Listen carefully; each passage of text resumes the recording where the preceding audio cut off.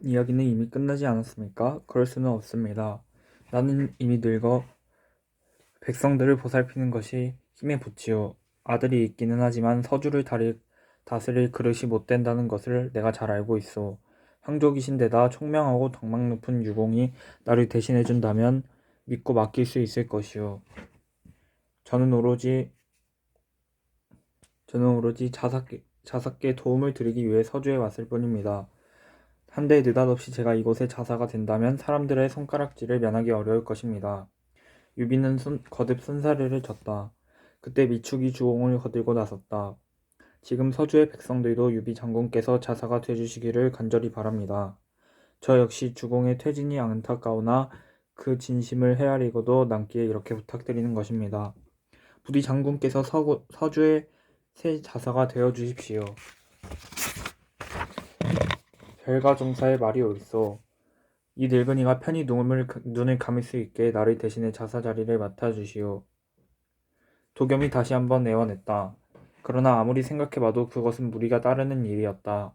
유비가 난처한 표정을 짓자 장비까지 나서서 설득했다. 형님 뭘 그리 망설이시오. 자석께 저리 간청하시는데 못 이기는 척 받아들이면 될 일 아니오. 장비야 그런 소리 마라. 세상 일에는 정도가 있는 법. 어찌 백성들에게 존경받는 분을 몰아내고 내가 그 자리를 맡을 수 있겠느냐? 몰아내다니요? 형님이 자사의 자리를 탐내는 것이 아니지 않습니까? 하지만 장비의 말도 유비의 마음을 바꾸지 못했다. 도겸은 유비의 생각이 굳건한 것을 알고 다른 제안을 했다. 정 그렇다면 유공이 여기서 멀지 않은 소패에 머물며 나를 도와주시오. 병사들을 먹이고 입히는 물자는 내가 충분히 지원할 테니 말이오. 도겸의 눈빛은 아주 간절했다. 그것을 본 유비는 더 이상 거절하지 못하고 그 제안을 받아들였다. 고맙소, 정말 고맙소. 유공의 도움이 내게 무엇보다 큰 힘이 될 것이오. 몇 번이나 고개를 숙이며 인사하는 도겸 때문에 유비는 몸둘 바를 몰라 했다. 그는 그렇게 군사를 이끌고 소패로 향했다. 그로부터 몇 달 동안 유비는 작은 고을을 다스리는 관리로 맡은 바 책임을 다했다. 험한 산에 길을 내고 무너진 성곽을 보수했으며 백성들의 불편을 성심껏 살폈다. 아울러 서주와 정비도 그 뜻을 헤아려 별다른 불만을 갖지 않았다.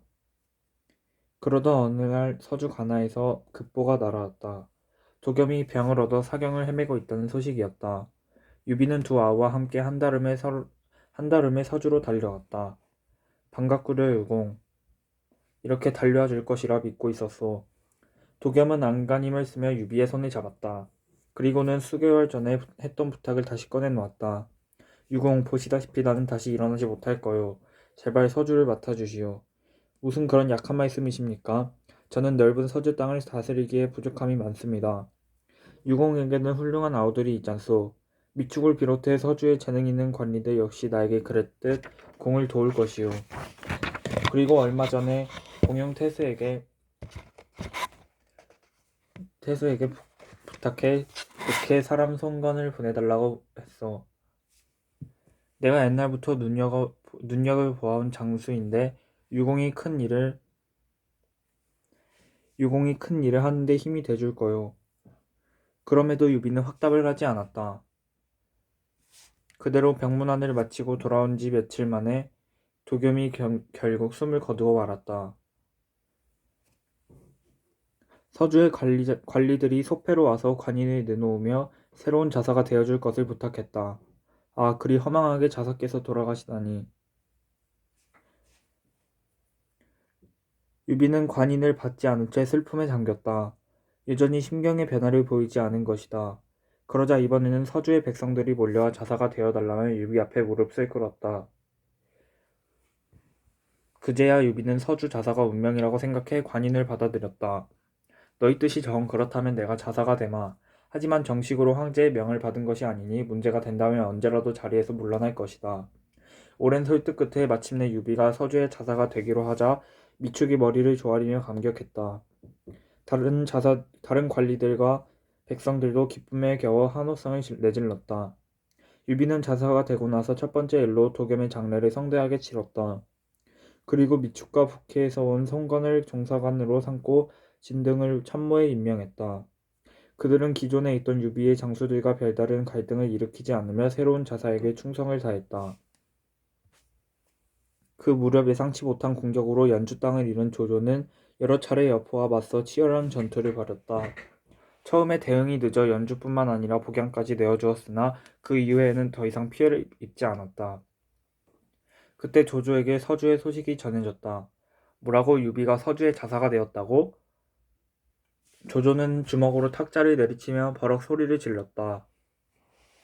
나는 아버지의 원수를 갚으러 갔다가 산동 땅의 일부를 여포에게 빼앗겼거늘 유비 손에 피 한 방울 묻히지 않고 서주를 얻었구나. 도저히 참을 수 없다. 내가 당장 서주로 가서 유비를 쳐 죽이고 그 땅을 짓밟을 것이다. 너무 흥분해서 이성을 잃은 것처럼 보이는 조조 앞에 모사 순욱이 다가가 머리를 조아렸다. 그는 조조의 신기를 건드리지 않으려고 애쓰며 용기 있게 충언했다. 주공, 지금은 때가 아닙니다. 우리의 군사 중 일부만 데려가 서주를 공격하면 승리하기 어려울 것이고 전군을 동원해 서주를 치면 여포가 빈틈을 노릴 것입니다. 이미 연주와 복양을 뺏겼는데 더 많은 땅을 여포에게 넘겨주면 우리의 본거지가 위태로워질 것이 불을 보듯 뻔합니다. 모쪼록 분노를 삭히지 못해 더 큰 것을 잃는 실수를 범하지 마십시오. 순욱의 이야기를 들은 조조는 가까스로 흥분을 가려앉혔다. 곰곰이 생각해보니 모사의 말이 일리 있구나. 네 말이 옳다. 내가 성급했구나. 그렇다면 서주를 공격하는 일은 뒤로 미루고 다시 고개를 들기 시작한 황건적 잔당들을 처치하면 어떻겠느냐? 그것은 큰 병력이 필요하지 않으니 당장 실행에 옮기셔도 괜찮을 것입니다. 당시 산동 지역에는 황건적 패거리가 소규모로 새를 키우고 있었다. 세상이 어수선했으므로 그들을 밟아도 다시 일어서는 잡초처럼 끈질게 생명력을 발휘했다. 조조는 여포의 도발이 잠잠해진 틈을 타 그들을 토벌하고 군량을 보충할 작정이었다. 마침 황건적 소굴에 적지 않은 양의 곡물이 있다는 정보가 있었기 때문이다. 이전에게 군사를 내주어 황건적을 토벌하라. 조조의 명을 받은 이전은 수천의 군사만 이끌고 나가 황건적 전당의 우두머리 중 하나인 황소를 사로잡았다. 그리고 나머지 우두머리인 하이를 붙잡기 위해 계속 산속을 헤집고 다녔다. 그러던 중 저만치에서 다가오는 수백 명의 농민군과 맞닥뜨렸다.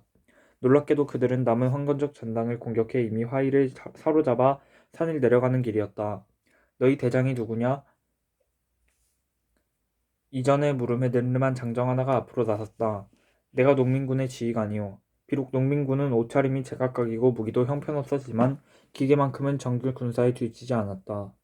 특히 그들을 이끄는 지휘관은 여느 장수 못지않은 위용을 뽐내고 있었다. 자네 하이를 생포한 것인가? 그렇소. 그냥 죽여버리려다가 이자에게도 처자식이 있을 것 같아 목숨만은 살려둔 거요. 황건적 전당의 저항이 만만치 않았을 텐데 큰일을 해냈군. 나와 함께 주공으로 가세. 아마도 큰 상을 받게 될 걸세. 이전은 더 이상 산속을 헤집고 다닐 이유가 없어졌다. 그는 곧장 농민군을 데리고 조조에게 갔다. 그리고 그들의 활약에 대해 상세히 설명했다. 너는 왜 농민군을 만든 것이냐? 조조가 지휘관에게 질문했다. 옛날에 황건적이 들끓었을 때 도저히 농사를 지을 수 없었습니다. 그래서 이번에 황건적의 잔당들이 새를 키운다기에 미리 우리 힘으로 놈들을 물리친 것입니다. 그는 조조에게 공손히 예를 갖췄지만 여전히 당당함을 잃지 않았다. 그 모습을 눈여겨본 조조가 다시 물었다. 너의 이름은 무엇이냐? 저는 허저라고 합니다. 허저라, 너의 용맹함이 마음에 드는구나. 혹시 나의 수하에 들어올 생각이 있느냐? 허저는 조조의 명성을 잘 알고 있었다. 그런 허저에게 그와 같은 제안은 크나큰 행운이나 다름없었다. 허저는 곧바로 무릎을 꿇고 머리를 조아려 충성을 다짐했으며 조조는 그에게 도의 벼슬을 내주었다. 그때 곁에 있던 이전이 또 하나의 보고를 올렸다. 주공, 제가 황건적 잔당을 토벌하다가 중요한 정보를 듣게 됐습니다. 연주성을 지키고 있는 여포의 부하장수 설렁과 이봉이 노략질을 일삼느라 자주 성을 비운다고 합니다. 그 말을 들은 조조의 눈빛이 반짝였다. 거참 좋은 정보로구나. 그자들이 자리를 비웠을 때 연주성을 공격하면 손쉽게 승리를 할 수 있을 것이니 만반의 준비를 해두어라. 분부대로 하겠습니다, 주공. 그로부터 며칠 후 조조의 군사는 지휘장수가 없는 연주성을 공격해 파죽지세의 승리를 거두었다. 오랜만에 연주를 되찾아 사기가 오른 조조는 내친김에 복양까지 수복하기로 결심했다. 그곳에 머물고 있던 여포가 연주의 함락 소식을 듣고 결의를 다졌다. 저들에게 복양까지 뺏길 수는 없다. 성문을 닫아 걸고 모두 결사항전하라. 여포는 부하들을 독려하며 조조를 기다렸다. 얼마 뒤 조조의 군사가 복양성에 다다르자 단기 필마로 성문을 나서 적진을 향해 내달렸다. 여포의 기계는 예나 지금이나 여전하구나. 허저야, 네가 상대해보겠느냐? 조조는 허저를 불러 여포와 맞붙어 싸울 것을 명했다. 허저 역시 공을 세울 기회라 여겨 조금의 망설임도 없이 말을 몰았다. 덤벼라 이놈. 너는 처음 보는 자루구나. 감히 여포에게 달려들다니. 방천하극의 맛을 보여주마. 두 장수는 서로의 급소를 겨누며 치열하게 싸웠다. 그러나 수십 합이 이어져도 좀처럼 승부가 나지 않았다. 허저의 솜씨가 대단하지만 혼자서 여포를 무너뜨리기는 어렵겠구나. 다른 장수들도 달려가 여포의 목을 베어라. 한동안 두 장수의 대결을 지켜보던 조조가 다시 명령을 내렸다. 그냥 두어서는 언제 결말이 날지 몰랐기 때문이다. 곧 하우돈, 하우연, 이전, 약진 네 장수가 말을 몰아 여포에게 달려갔다. 이놈들 얼마든지 오너라. 다 상대해주마. 여포는 한꺼번에 여러 명과 맞붙어도 전혀 주눅이 들지 않았다. 하지만 인간의 힘을 한 것이 한계가 있게 마련이라 시간이 흐를수록 여포가 술세에 몰렸다. 어쩔 수 없구나. 일단 후퇴한 다음 다시 조조의 목을 베러 나오자. 그대로 계속 싸우다가는 위험한 상황에 처할 수도 있어 여포가 급히 말머리를 돌렸다. 그리고 복양성으로 가서 소리쳤다. 내가 왔다. 어서 성문을 열어라. 그런데 이게 웬일인가? 여포의 말을 듣고도 성문은 꼼짝하지 않았다. 잠시 뒤 성문이 잠깐 열리는가 싶었지만 여포의 신복인 진공이 말을 타고 빠져나왔을 뿐이다. 그거 밖으로 나오자 병사들 몇이 창을 들고 쫓아왔는데 금세 추격을 멈추고는 다시 성문을 달아 걸었다. 이게 어떻게 된 일이냐? 여포가 이해할 수 없다는 표정으로 진공에게 물었다. 부호 전씨가 재물을 풀어 장수들을 매수했습니다. 그리고 주공께서 조조의 장수들에게 패해 뒷걸음질을 치자 성문을 잠가버린 것입니다. 저들의 마음은 이미 조조에게 기울었습니다. 일찍이 진공은 조조의 성품에 환멸을 느껴 곁을 떠난 전력이 있었다.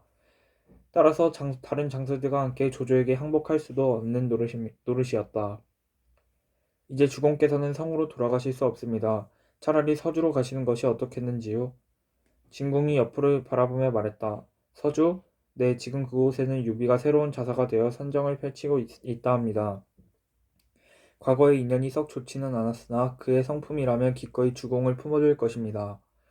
여포는 유비의 이름을 듣고 마음이 선뜻 내키지 않았다. 그러나 곰곰이 생각해봐도 달리 방법이 없어 서주로 말을 몰았다. 그 사이 조조는 복양성마저 되찾아 다시 산동 지역의 지배자가 되었다. 그로부터 며칠 후 드디어 여포가 서주에 닿았다. 그가 유비를 만나고 싶다는 서찰을 보내자 두 아우와 관리들은 고민에 휩싸였다. 형님, 재문이나 밝히는 그런 자를 만나줄 거요? 장비가 불쾌한 낯빛으로 말했다. 그렇습니다. 그자는 양부를 2번이나 죽이지 않았습니까? 관우 역시 내키지 않은 표정이었다. 여포는 무예가 뛰어나지만 신뢰할 수 없는 인품을 갖고 있습니다. 미축도 반대했다. 하지만 유비의 생각은 달랐다. 장차 큰 일을 하려면 유능한 인재가 한 사람이라도 더 필요했기 때문이다. 나에게 먼저 구원의 손길을 뻗친 자를 모른 척할 수는 없다. 이번에 도움을 주면 그 은혜를 갚을지 어찌 알겠느냐. 유비는 두 아우와 몇몇 관리들의 반대를 무릅쓰고 관하로 찾아오라는 서찰을 여포에게 보냈다. 머지않아 유비는 여포와 얼굴을 마주하게 되었다. 여장군, 잘 오셨소. 이곳에 머물면서 나와 이런저런 이야기를 나눠봅시다. 유비가 그를 방 안에 들여 따뜻한 차를 내주며 환대했다. 그런데 여포는 도움을 청하러 온 것이 청하러 왔으면서도 여간 뻣뻣한 것이 아니었다. 고맙소 유공. 한때 우리가 서로 칼을 겨누었으나 다 잊기로 합시다. 그러면서 여포는 아랫사람을 앞에 둔 듯 삐딱하게 의자에 몸을 기댔다. 그것을 옆에서 보던 장비가 더는 참지 못하고 소리를 버럭 내질렀다. 버르장머리 없는 놈, 서주 자사인 형님에게 계속 무례를 범할 것이냐? 몹시 화가 나서 매섭게 눈을 치켜든 장비가 당장이라도 창을 들 기세였다. 관우 역시 여차하면 청룡 언얼도를 빼어들려고 했다. 그제야 여포는 긴장하며 조금이나마 몸을 사렸다. 허허 두 아우가 여장군과 친해지려면 시간이 좀 걸리겠구려. 당분간 여장군은 소패성에서 지내는 것이 좋겠소. 그렇게 요비는 여포를 받아들이면서 두 아우의 화를 가라앉히는 묘책을 짜냈다.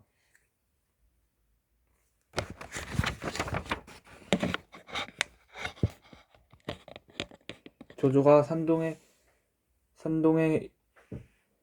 영토를 회복하고 유비가 서주 자사가 되었을 무렵 궁궐에서는 또 다른 권력 투쟁이 벌어졌다. 외부의 공격이 잦아드니 동탁의 잔당 사이에 싸움이 벌어졌던 것이다. 그 중심에 선 인물은 이각과 각사였다. 그들은 군사까지 일으켜 궁궐 안을 소란스럽게 하더니 급기야 성 밖으로 달려나가 2달 가까이 치열한 전투를 벌였다. 그로 인해 장안 일대의 피비린내가 진동했다.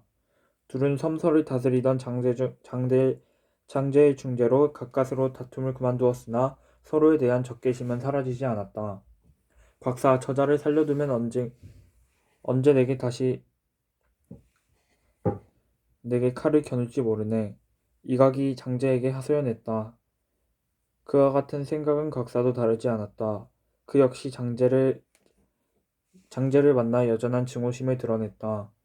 이각은 음식의 독약을 타서 나를 죽이려고 했네. 그가 먼저 지난날의 의리를 무용한 것으로 만들었으니 다음에는 반드시 죗값을 물을 걸세. 장제는 둘 사이에서 이러지도 저러지도 못하는 어정쩡한 입장이었다. 그들 모두 한때는 동탁의 신복이었으나 이제는 칠천지연수가 돼버린 것이었다. 그렇게 조정이 혼란스러워지자 동탁과 무리들은 핍박받아온 대신들이 황제를 아련했다. 그들은 이각과 각사가 궁궐 밖에서 대립하고 있는 틈을 타 전국의 주도권을 되찾으려고 했다. 폐하 장하는 동탁의 무리가 자신들의 권력 기반을 다지기 위해 도읍지로 삼은 것입니다. 그러니 다시 낙양으로 돌아가 폐하의 권위를 세우는 것이 옳을 것입니다. 그 무렵에도 현재는 나이가 어려 여러 신하들의 간섭을 받는 처지였다. 그는 대신들의 주청에 동의할 수밖에 없었는데 내심 어린 시절의 추억이 깃든 낙양으로 돌아가고 싶기도 했다. 대신들은 황제의 재가를 받자마자 천도 계획을 거침없이 진행했다. 일단 조정만 재빨리 옮기면 원체 낙양을 그리워하는 백성들이 많아 자연스럽게 천도가 이루어질 것 같았다. 실제로 황제의 어가가 장안을 벗어나자 많은 부하와 백성들이 그 뒤를 따랐다. 뒤늦게 그 사실을 알게 된 이각과 곽사가 어가를 쫓으려고 했지만 이미 대세는 기운 상황이었다. 2달 가까이 이어진 전투로 기력이 다한 이각과 곽사의 군사는 대신들이 매복시켜둔 병사들에게 공격받아 참혹한 패배를 당했다. 그들은 재기 불가능할 만큼 막대한 피해를 입고 멀어져가는 어가의 행렬을 망연히 바라볼 수밖에 없었다. 그러나 다시 돌아온 낙양의 현실은 녹록치 않았다. 동탁이 장안으로 떠나면서 불을 질러버린 탓에 궁궐은 고사하고 변변한 가옥 하나 남아있지 않았던 것이다. 아, 이 노릇을 어떡하면 좋단 말이냐. 헌재는 토단만 남아 잿더미에 뒤덮인 낙양 거리를 바라보며 한탄했다. 그러나 천도에 앞장섰던 대신들은 낙양을 버릴 생각이 전혀 없었다. 그들은 급히 작은 궁을 만들어 황제를 머물게 한 뒤 백성들을 동원해 낙양 거리를 정비했다. 백성들은 삶의 터전을 회복하기 위해 밤낮 없이 일했지만 현실은 좀처럼 나아지지 않았다. 오랫동안 버려졌던 땅에 씨앗을 심으나 싹이 잘 나지 않았고 그나마 어렵게 우물 틔운 곡물마저 가뭄이 들어 누렇게 말라버렸다. 그런 상황에 이민족이라도 침략하면 그야말로 낭패였다. 결국 앞날을 걱정하던 태의 양표가 황제를 찾아가 충원했다. 폐하 산동의 조조 장군이 세력을 크게 키웠다 합니다. 그를 조정으로 불러들여 국사를 의논하시면 난국을 헤쳐나가는 데 도움이 될 것입니다. 양표는 낙양 천도를 주도했던 대신들이 너무 무능하다고 생각했다. 조정 권력에 구심점이 없어 시급한 문제를 놓고도 갑론을박하느라 세월만 허비하는 경우도 많았다. 헌재는 양표의 조언을 받아들여 조조에게 칙령을 내렸다. 얼마 뒤 그것을 받아든 조조가 부하들 앞에 의기양양한 표정을 지으며 소리쳤다. 이제야 천하가 나를 찾는구나. 경하드립니다, 주공. 조조의 신복들은 머리를 조아리며 축하 인사를 건넸다. 그 길로 조조는 20만의 정예병을 꾸려 낙양으로 향했다. 그 기세가 어찌나 대단한지 어가의 행렬과 견주어도 전혀 손색이 없을 정도였다. 그들은 궁궐로 가는 도중에 이각각사의 패잔병들을 만나 몰살시키는 전공을 올리기도 했다. 애당초 상대가 되지 않는 싸움이었으나 황제의 부름을 받아 조정에 들어가는 것에 대한 자축으로는 꽤 의미가 있는 전투였다. 조조가 궁궐 안에 들어서자 헌제가 몸소 반겼다. 어서 오시오, 맹덕. 내가 슬기롭고 덕망 있는 군주가 되도록 도와주시오. 알겠습니다, 폐하. 저만 믿으십시오. 조조는 황제에게 정중히 예를 올렸다. 하지만 그것은 의례적인 행동일 뿐 마음속에는 나라의 운명을 좌지우지할 야심이 가득했다. 헌제는 조조에게 대장군 무평우라는 벼슬을 내렸다. 그것은 조정 권력의 맨 꼭대기에 있는 관직이었다. 일인지하 만인지성이라는 말이 과장이 아니었다. 모든 대신들과 장수들이 조조 앞에 납작 엎드려 명이 내려지기만을 기다렸다. 조조는 갈수록 기고만장해져 하나둘 숨겨왔던 발톱을 드러내기 시작했다. 그는 헌제를 찾아가 도읍을 옮기자는 제안도 했었다. 폐하 낙양은 도읍으로서 수명을 다했습니다.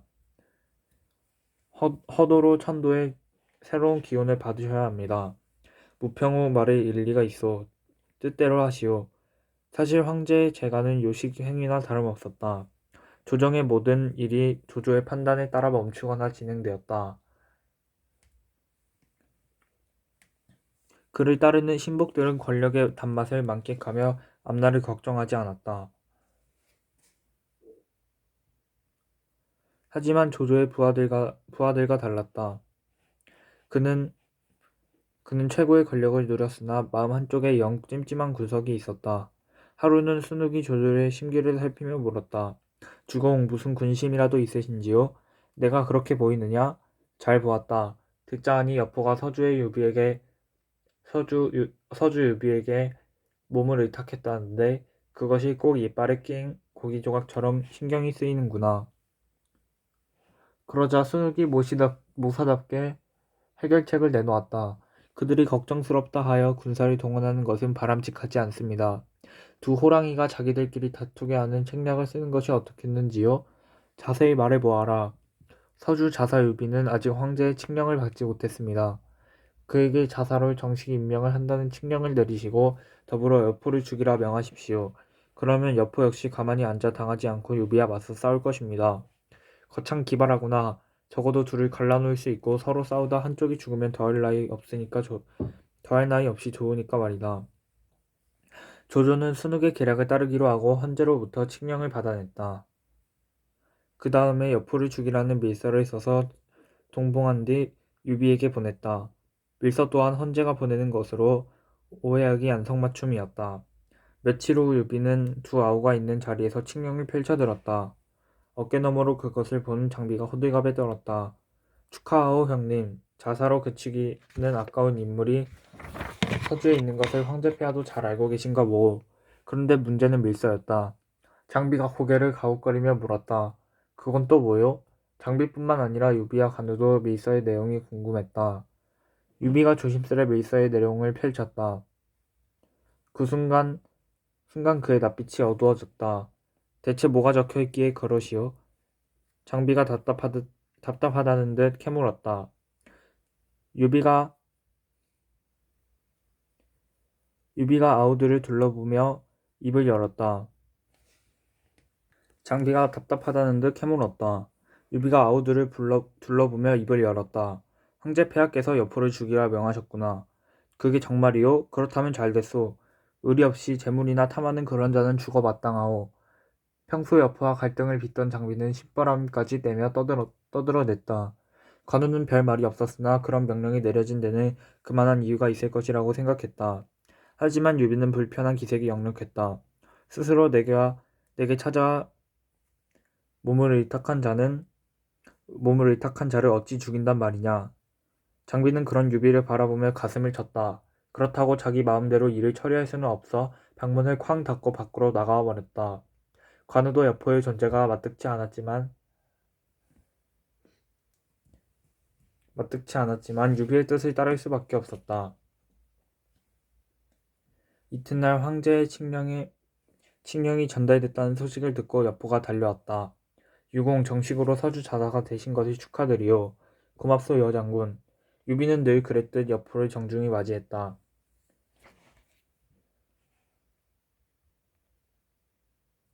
여포 또한 이전과는 달리 무례한 행동을 삼갔다.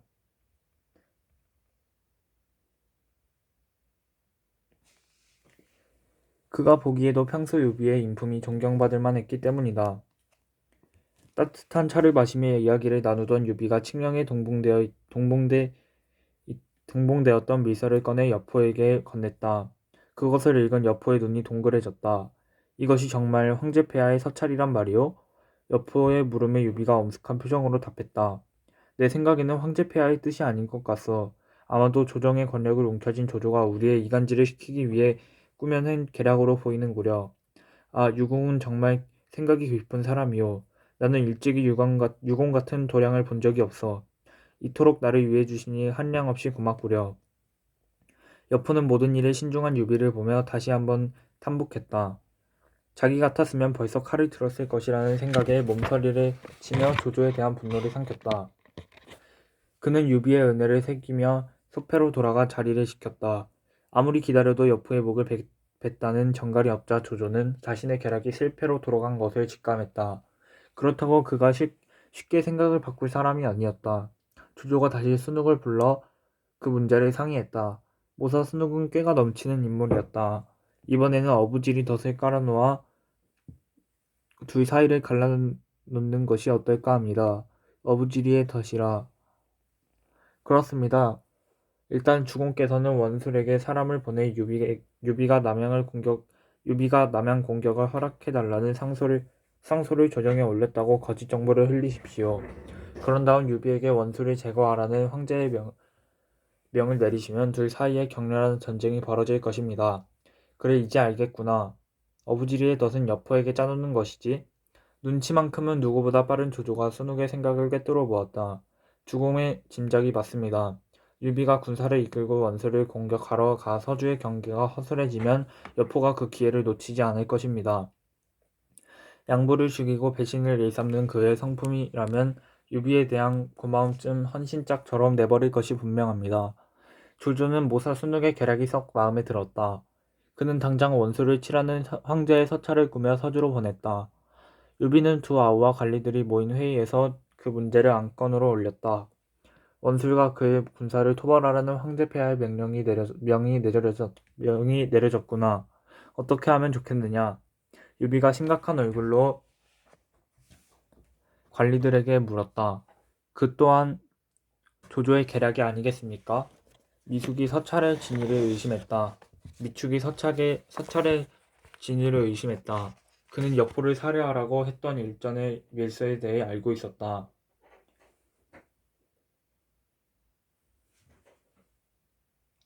내 생각도 너와 같다.